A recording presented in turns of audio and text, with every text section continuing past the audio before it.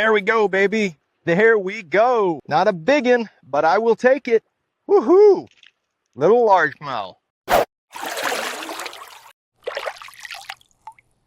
Today, we're talking about the crankbait, one of bass fishing's most loved and probably most misunderstood hard body baits. The crankbait comes in a variety of shapes and sizes, and each one of them are designed to be fished in slightly different conditions. Deep water structure like stump beds and boulder fields to shallow river runs, and even, like you see behind me, dock fishing. There's a crankbait out there for you. To start off, there are two distinct types of crankbaits.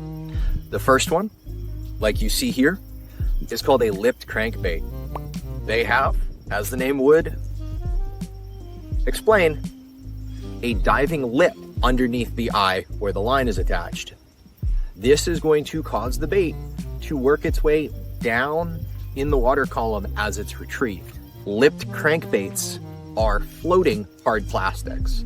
They are buoyant. That means that in order to keep it near the bottom, you have to keep retrieving. It also means that if you snag it on a stump or a rock, pausing your retrieve usually will allow that bait to come back out of where it's snagged. These come in two different styles. The first being the square bill, aptly named for its square diving bill. These are designed to bounce off of cover, and with their short bill and overall round profile, make a very, very tight vibration through the water. The other is what is called a flat crank. These have a much narrower body profile and a wider diving lip, very similar to a swimming plug. These are designed to get further into the water column and have a much wider swimming pattern, ideal for mimicking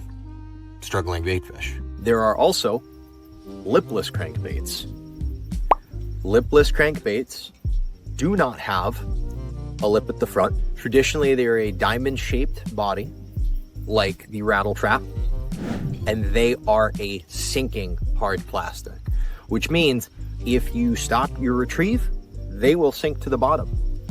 You can use that to your advantage by allowing it to get much further with absolutely no retrieve than you would from a lipped crankbait. You can also use it to vertically jig a piece of structure like dock pilings. The flat crankbait that we have here, which is a rattle trap in a chrome and blue, is designed to be fished in nearly any water conditions, from deeper water structure to 2 to 3 feet, ideally. Their vibration and overall profile make them a great bait for nearly any predator fish. For the lipless crankbait, one other difference that you're going to see is that the eye and split ring that you tie your line to is set back on the bait. What this is going to do, almost the same way that the lip does on a lipped crankbait, is drive that shovel nose down and allow the bait to move down through the water column. Same like if you were to dive into a pool. If you angle your hands down, you're gonna head towards the bottom. So as you can see, just from the beginning, there are some incredible ways that you can grab two different baits and fish wildly different areas, even though they have their same name.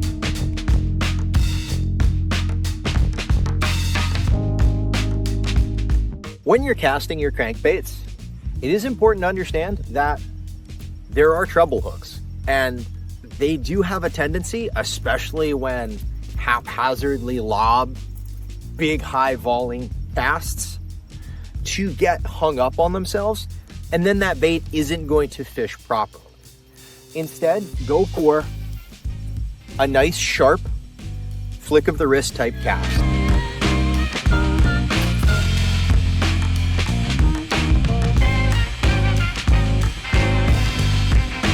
For your lip crankbaits, a constant retrieve is going to provide constant motion, constant noise, and it's going to bounce off of the structure that is in the area. As you can see where we're fishing right now, you have pilings for this dock. Don't be afraid to bounce them off of them. You could also fish this in boulder fields, on the rocky edges of rivers, or the banks of lakes. This is a versatile, easy to retrieve hard bait. Rather than just a steady retrieve, you can fish your crankbait with a stop and start. In doing so, you're going to allow your bait to come up off the bottom just a few inches before diving back down. This can help trigger reaction bites from fish looking for that instinctive change of direction and change of height that fleeing bait fish or crayfish will often have. Now, the lipless crankbait can still be retrieved in a straight through manner. In doing so, it will dive a little bit and vibrate plenty. You can see this chrome one here does a phenomenal job of emitting a lot of flash.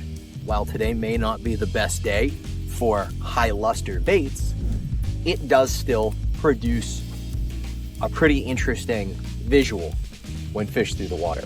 However, where these lipless crankbaits and their sinking ability really come into play is when you're fishing bits of cover that are deeper.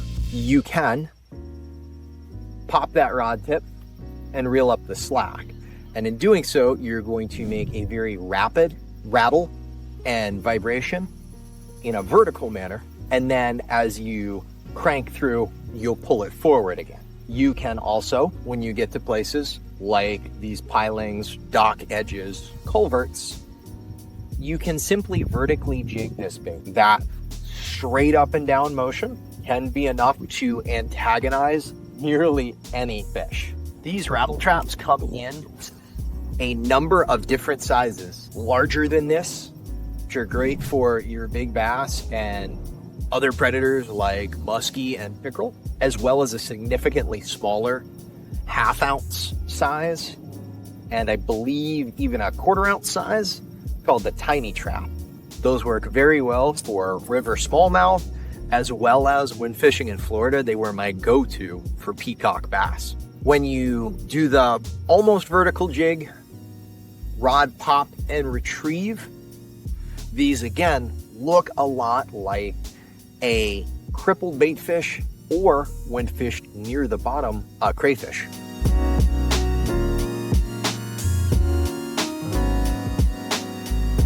Speaking of crayfish, while this color pattern that you see right here resembles a shad, as is the primary bass forage in the lakes here that I fish in North Carolina, crayfish, especially in the transitional months of fall and spring when they're molting, are a sought after bait for bass. The crankbait, especially when fished in that stop and start motion, can imitate them very well, especially with the tendency for the crankbait to bounce off the bottom, make rattling and clicking noises. Almost every crankbait out there can be found in a pattern that resembles a crayfish. Those are usually darker colors such as reds, purples, blacks, and even dark greens. This overcast day is an excellent time to fish those darker colors. The blacks, the blues, the greens, the pumpkin seeds, the June bugs really pop. There are certain paint schemes, paint colors that are actually marketed specifically for that reason, as they have a UV undercoat that allows them to be fished in a variety of conditions, including dark, overcast days. On days when you have a lot of light, clarity, and clear water, you are closer to real life imitations, your whites, your silvers, things that are going to cast a lot of the standard sunlight are going to be your best bet. That isn't to say that you can't fish on the opposite direction of those. However, those color patterns are designed to be used in specific situations. So don't hesitate to have a couple of different colors in your tackle box.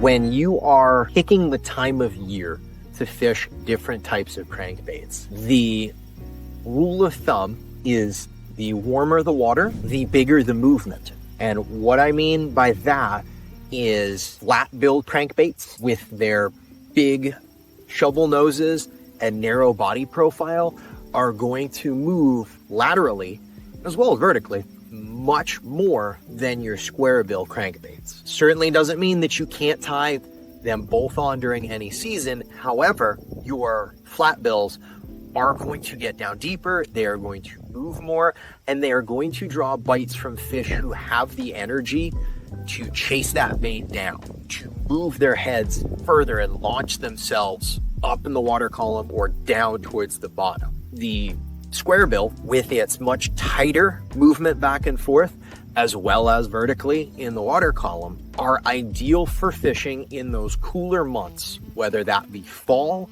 or spring and even winter, when those bass are going to stay very close to their structure. They are going to be agitated by the sound of those baits banging off of the stumps or the rocks around them, and they're going to be able to follow and track that bait much more easily with a lower energy output because it's only moving a half an inch at most side to side through the water. With your lipless crankbaits, these can be fished probably with the most variety because they can be fished very slowly near the bottom because they sink. They don't need a lot of speed to bounce off those gravel beds or dig into the mud.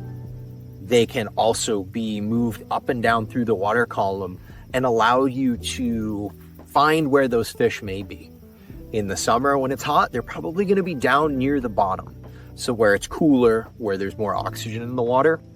And in the winter, they may be, especially on a warm day or on the spring when the mud flats are starting to warm up, they may be in much shallower water than you would expect.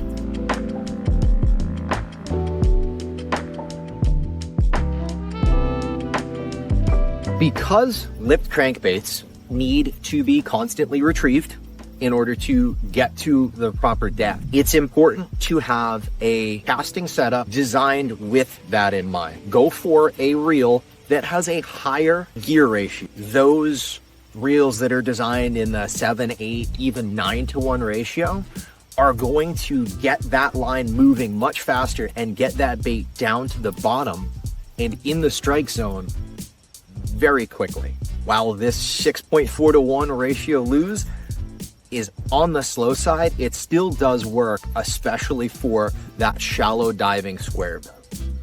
Most often these square bills are only going to run between 3 and 6 feet of their optimal depth. Double check what your lure box says and you'll be able to understand loosely where, based on perfect conditions, that bait should be fished.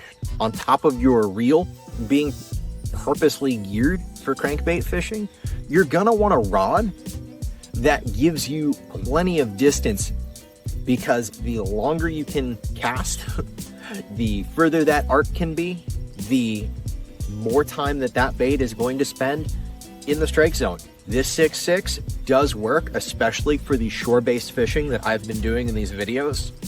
However, my ideal crankbait setup would probably be something like a 7.6, potentially even an 8-footer if I was going for really deep portions of the lake.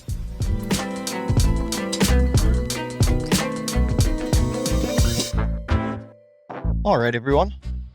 We are back out at one of my favorite little sections of this lake. I know you think I fish it a lot, and I do, but one of the reasons that I'm using it to talk about the square bill is because it has a lot of rock, has a lot of rocky structure, a lot of cover, and usually you have, as is the case there, schools of bait in the area. So this shad is going to make plenty of noise, hopefully bounce off the bottom, and it's going to do what it's supposed to.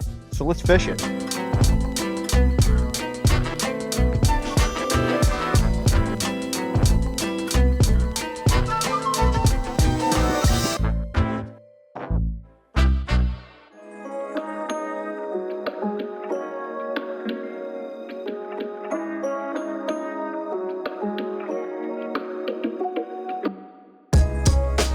Now, when you're fishing any of these crankbaits, you're going to feel that vibration all the way through your rod. That's one of the reasons why I recommend going with something like a medium fast, at least, if not a medium heavy fast.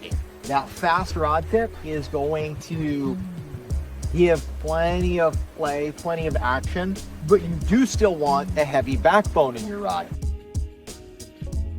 Oh, there we go, baby.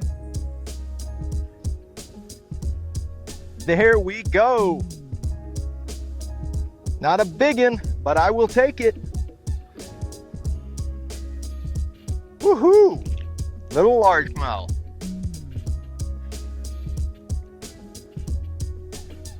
Oh, goodness, that was a hungry fish. Nearly swallowed it. Let's get that bad boy back. And you notice it was really just a continuous reel. Keep pressure on that rod tip, and you saw how many hooks were in that fish. You don't need to really crank it. Just let those hooks do what they're supposed to do.